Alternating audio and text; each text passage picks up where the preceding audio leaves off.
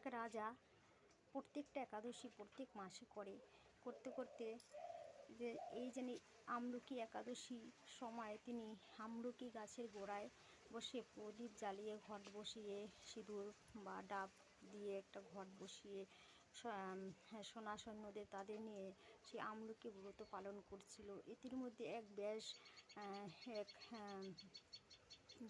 বলে সে শিকার করতে করতে ক্লান্ত হয়ে বনের মধ্যে ঢুকেছে আর খুঁজে পাচ্ছে না। তখন দেখে সেই অনেক দূরে একটা প্রদীপ জ্বলছে, সেখানে গিয়ে তিনি আশ্রয় নেন। সেই দিন ছিল একাদশী, আমলকি একাদশী। তো সেই আমলকি একাদশীর নাম সংকীর্তন করেছিল ব্যাস। তিনি সারাদিন কিছু খাননি, নাম সংকীর্তন করে পরের দিন পারণের প্রসাদ নিয়ে তিনি চলে গেছেন। কিন্তু তিনি মৃত্যুর পরে সেই এক মহারাজা রাজা হয়ে তিনি জন্ম নিলেন।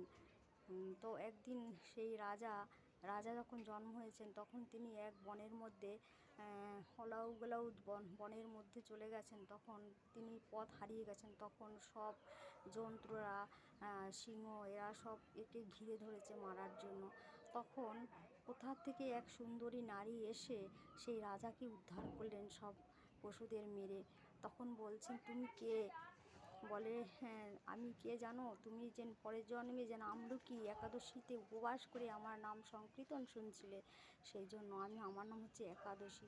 তো এই একাদশীর মাহাত্ম্যটা এতটাই পবিত্র এবং এতটাই শক্তিশীল, বা এটা করলে অনেক কিছু কেটে যায় এবং ভালো ভগবানের বৈকুণ্ঠ লাভ করা যায়।